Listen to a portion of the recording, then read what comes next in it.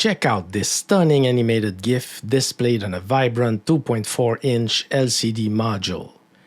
It's all powered by an ESP32 with the screen driven by the robust SPI protocol. This video is your complete guide to creating animated GIF with an ESP32 on this type of LCD module. Here's what we'll cover: the wiring and how to connect your components, a detailed walkthrough of the code, setting up the LCD in your sketch, step-by-step instructions to make your own animated GIF, how to switch between two GIF animations using a push button, and at the end of the video, I'll share a valuable tip for playing large GIF files. Here's another fantastic animated GIF. As a sci-fi fan, I love creating sci-fi animations for my projects. This screen is 320 by 240 pixels resolution. It's capable of displaying 65,000 colors. Let me know if you enjoyed this X-Wing animation by giving a thumbs up to this video. Now let's take a look at the wiring. For this project, I'm using an ESP32S3 N16R2.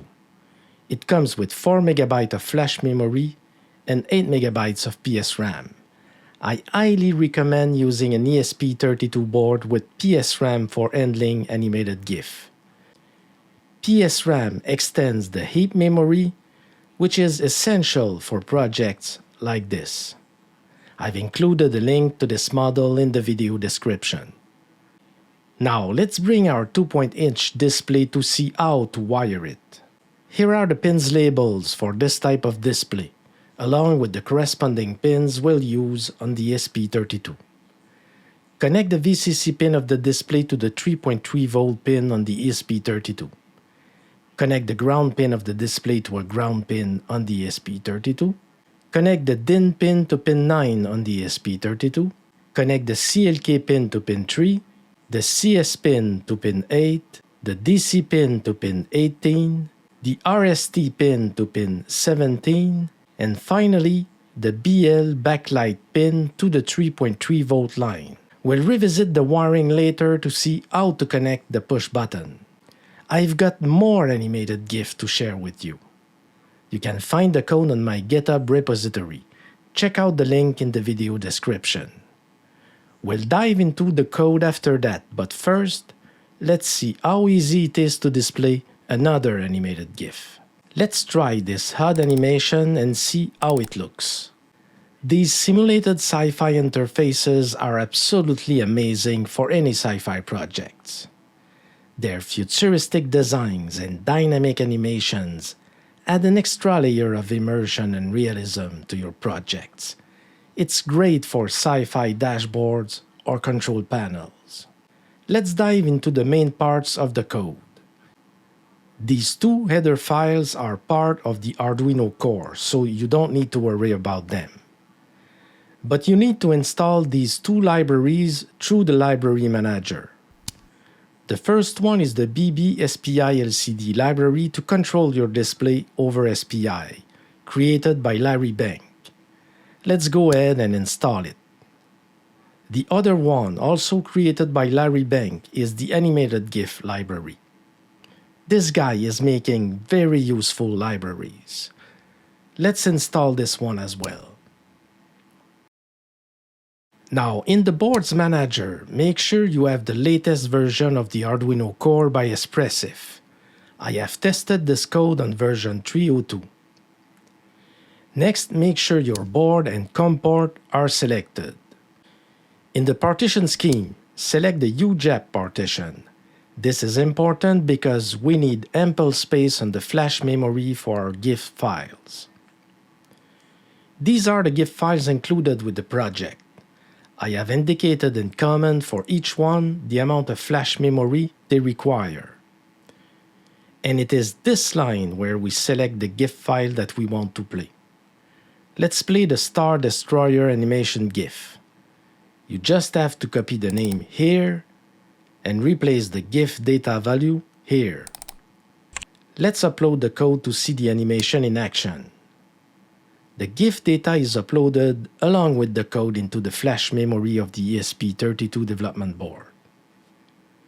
Another great and beautiful animation. This screen uses the ILI9341 controller over the SPI bus. The screen configuration in the code is incredibly straightforward. You don't need to edit complex configuration files outside the Arduino IDE. Everything can be done easily within the sketch. Let's see how to do it. You just have to edit this single line to configure your screen, thanks to the LCD SPI library by Larry Banks. I discovered this library a couple of months ago and was impressed by its easy configuration. It supports the most popular display controllers, including the ILI9341 that my screen module is using. Consider giving it a star to help more people discover it on GitHub. If you mouse over the begin function, we can see the parameters that can be changed.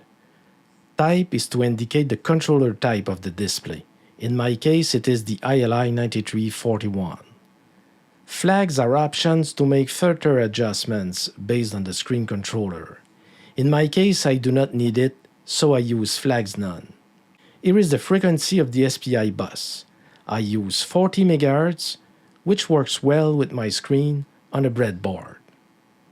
Next is the chip select pin, the DC pin, the reset pin, and the backlight control pin for the display, which I do not use, so I pass the value -1.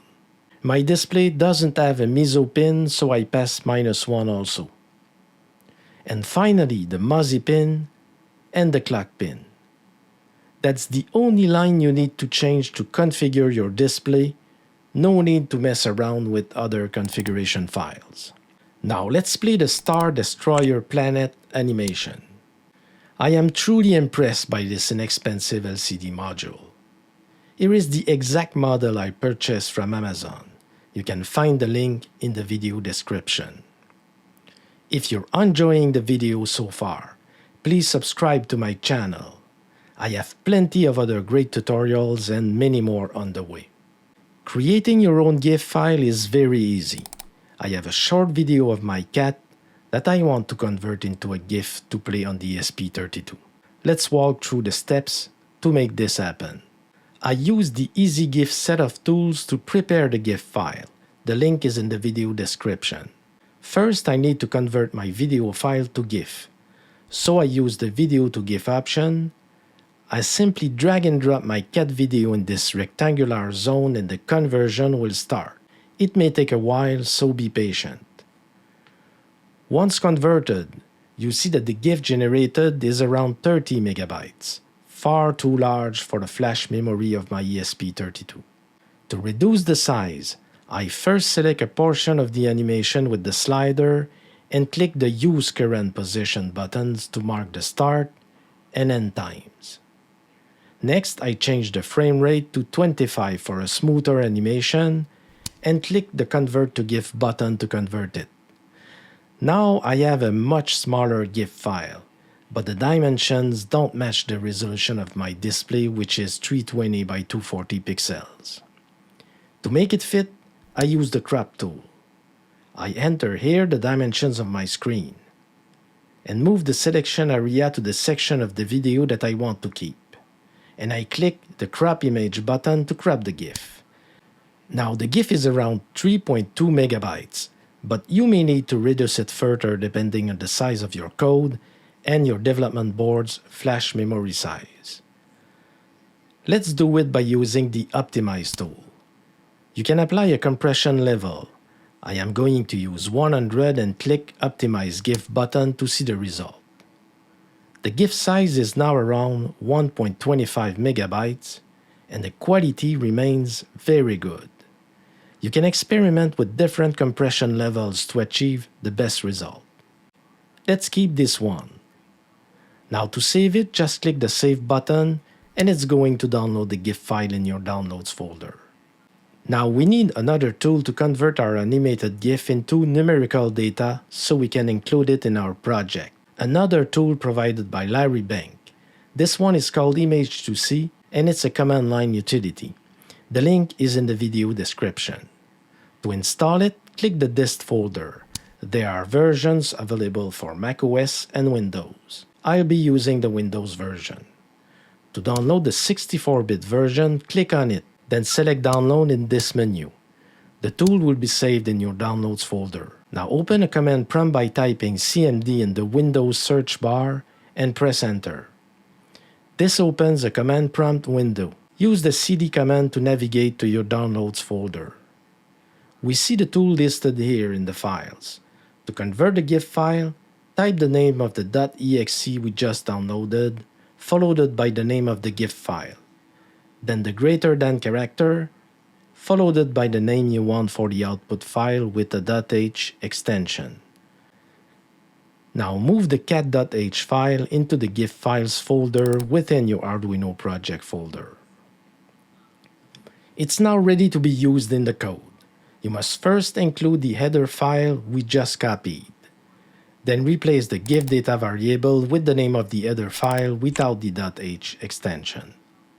And now let's upload to see the result. As you can see, it's easy to convert video files to GIF and play them on your display. All the GIF files and their numerical values are included with the code. Now let's see the Star Trek HUD animation.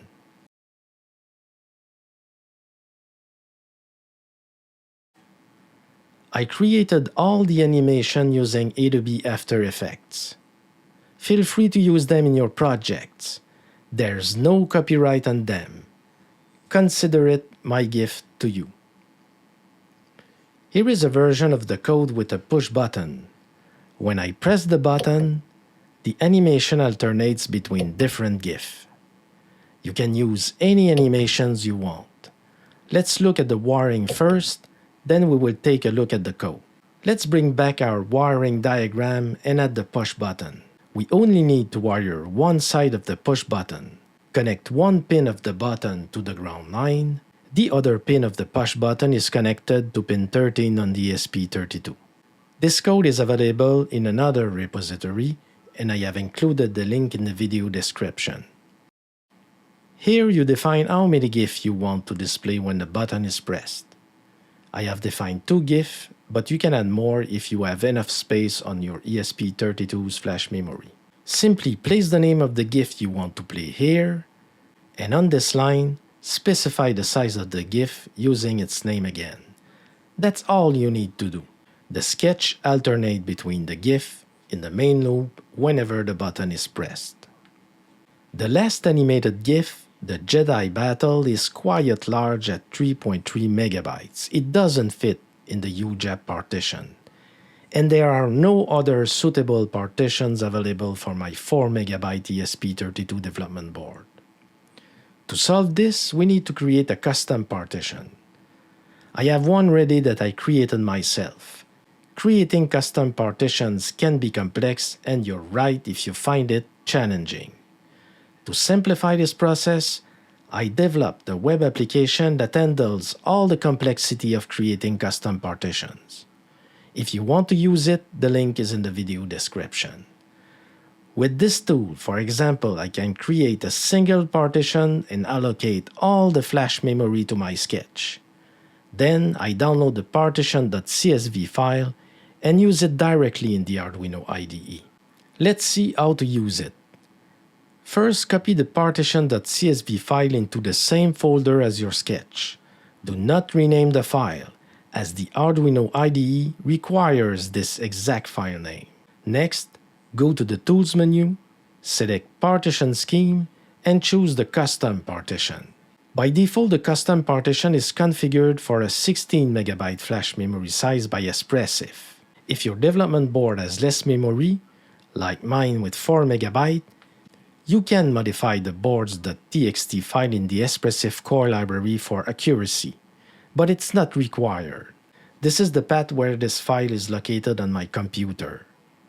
Locate the custom partition definition for your specific board. For my ESP32S3, I will change the value to 4 megabyte. Keep in mind that this file will be overwritten when Espressif ESP32 boards are updated, but again, you don't need to modify this file. Now simply upload your code, and the Arduino IDE will automatically use the custom partition file.